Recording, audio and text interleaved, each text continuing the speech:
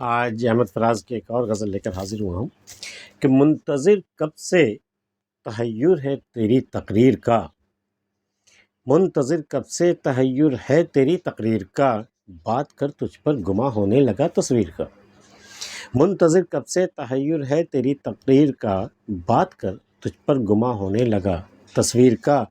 رات کیا سوئے کہ باقی عمر کی نیند اڑ گئی، رات کیا سوئے کہ باقی عمر کی نیند اڑ گئی، خواب کیا دیکھا کہ دھڑکا لگ گیا تعبیر کا۔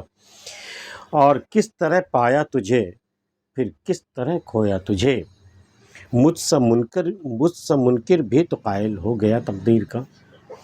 کس طرح پایا تجھے پھر کس طرح کھویا تجھے، مجھ سے منکر بھی تو قائل ہو گیا تقدیر کا۔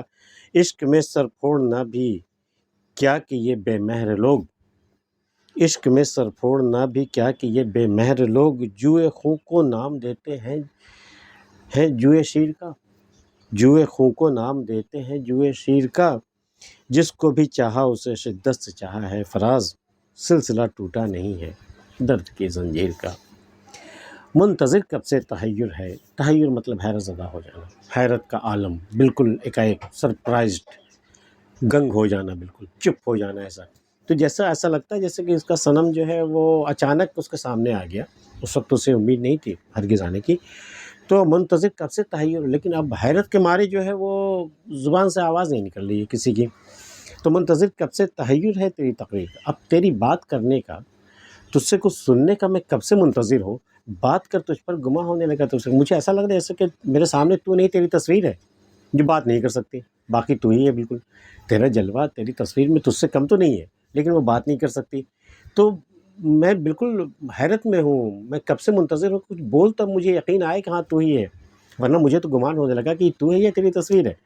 منتظر کب سے تحیر ہے تیری تقریر کا، بات کر تجھ پر گماں ہونے لگا تصویر کا۔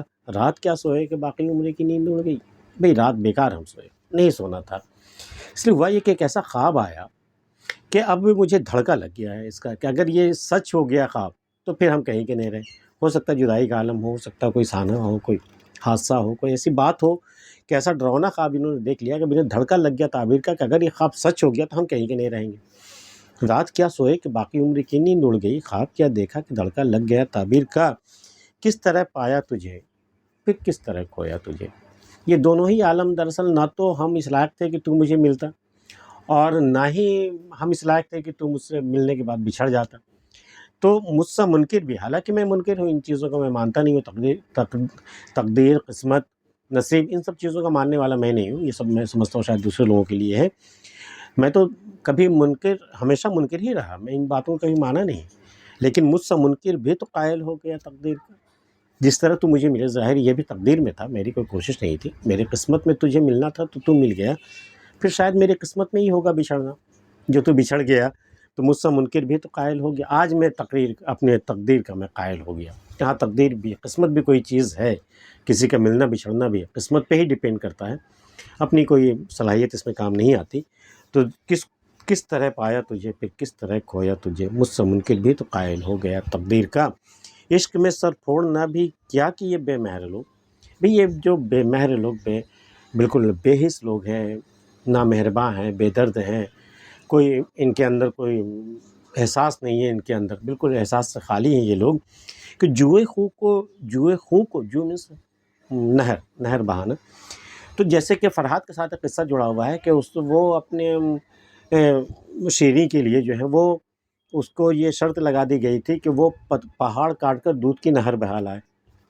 وہ اس کوشش میں گیا اور تیشہ اٹھایا اور اس نے پہاڑ کاٹنا شروع کر دیا ایک نہر نکالنے کے لیے، کہا جاتا ہے شاید وہ دودھ کی نہر نکالنے میں کامیاب بھی ہو گیا تھا۔ تو اگر فرحات واقعی کامیاب ہو گیا تھا جوئے شیر لانے میں، تو لوگ یہ ایسے بے مہر ہیں، ایسے بے مروت لوگ ہیں، انہوں نے کہا کہ اچھا فرحات نے نا وہ دودھ کی نہر بہا دی تھی، وہ دودھ کی نہر تھی کیا اس میں اتنا آسان تھا دودھ کی نہر بہا دینا؟ کیا اس میں اپنا خون نہیں لگایا تھا فرحات نے؟ دراصل اس نے دودھ کی نہر نہیں بنائی تھی، اپنے خون کی نہر بنا دی تھی۔